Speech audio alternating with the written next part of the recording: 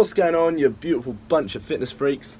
Legacy Bros here, or should I say Legacy Bro, riding solo today, just because, well, I'm not with Gareth, and well, Gareth wasn't on the holidays, so yeah, I just decided to do it solo. Feel a bit nervous because I'm on my own, so don't judge me, just show me love. But yeah, so what, 2 weeks ago now, I went to Kavos and I went to Zante. So I done Kavos Monday to Thursday, came back, then the next Monday to Thursday went to Zante, same again Monday to Thursday, and both holidays was a hell of a lot of drinking. So I just thought I'd do a video just to show you guys how 2 weeks of boozing affects your physical appearance, your training, and your mental well-being, because it does affect it. So yeah, I hope you enjoy it.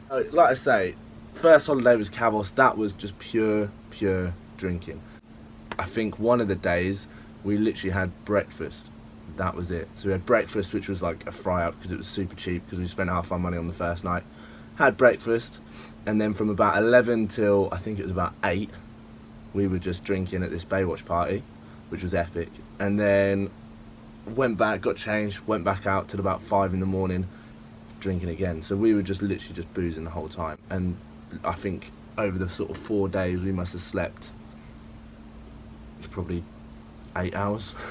So then we came back, then that was when we videoed a King's Gym video. I know I've still got the hat on, I haven't taken it off.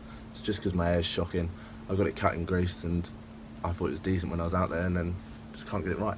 It's a mess, so keeping this on. But yeah, so then we came back and then we went back out to Zante, where it wasn't as boozy as Kavos, but it was still, as soon as I hear free bar, that's it, I'm all over it. So we were still drinking loads. So before we go into like my physical appearance and all that sort of jazz, the reason alcohol's so bad is because, well, it's not so bad, you can get away with drinking alcohol, but 2 weeks of just full on alcohol with no food isn't exactly ideal. But the reason it's so bad is because basically the calories in alcohol your body doesn't actually use. So when it comes to eating, say, I don't know, say if you have chicken, in chicken you'll have all your macros. So you'll get your protein, your fats and your carbs. So your body will use protein, fats and carbs for energy. Whereas when it comes to alcohol, it doesn't have any of that in. It doesn't have any macros, it's just calories. So your body is just taking in calories, but it's not actually using the calories. So that's why people will put weight on from drinking so much, because they're not using any macros, they're not using these calories as energy, they're just intaking calories. So that's why alcohol is so bad. But over the 2 weeks I didn't actually put any weight on. I think that's because I wasn't eating, I was just drinking. So yeah, my weight didn't change at all. My physical appearance, yeah. Oh, for fuck's sake. What? The dangers of drinking too much.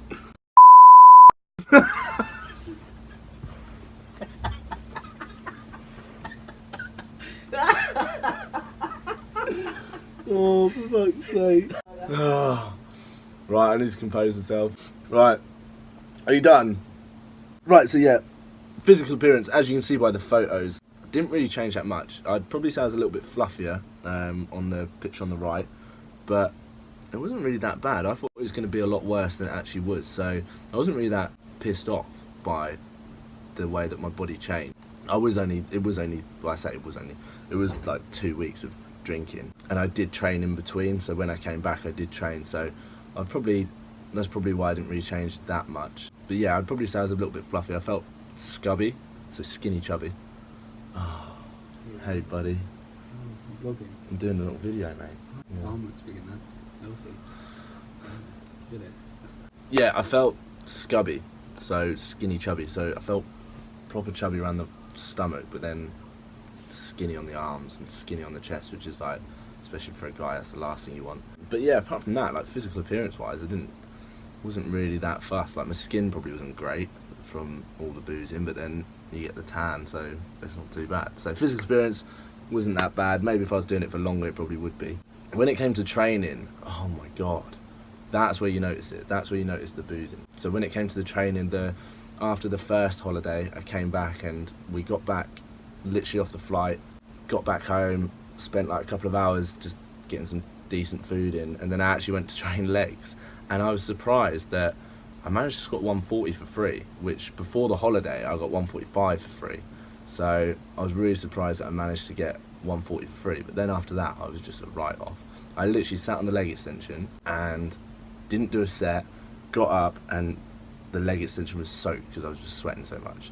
And the whole session I was literally just dripping with sweat. And that was the same all week. When we went to King's Gym, I was just sweating, and some of the time I wasn't even doing anything, and I was just sweating. So training wise, felt weak. Like when I got back from the second holiday, that's when I started feeling really weak. Still feel quite weak now, but that'll come back. A lot of lack of motivation as well. I wasn't really motivated to go and train. I think because I felt weak, and I think because I was ill. I was really ill afterwards. Like just had like a cold and stuff. But yeah, I was really ill, and so I think that's probably why my lack of motivation was a bit like. And I just wanted to go on holiday again. I just wanted to be in the sun again and just be chilling. So yeah, it's just no motivation whatsoever. I can hear ya.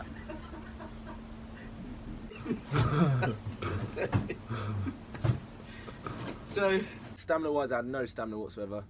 I'd literally do like a set and I was like absolutely gassed. So yeah, it kind of killed my stamina as well. But I'd probably find after a week I'll probably be back into it anyway, so that won't be too bad. But mentally, when it came to the mental side, mentally I'm gonna sort of lay off the tracking a little bit.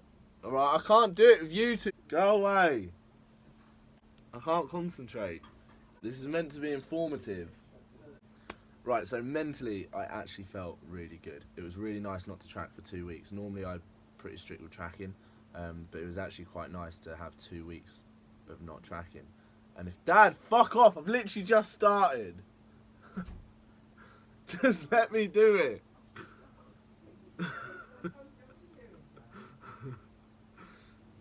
Just let me finish it. Oh!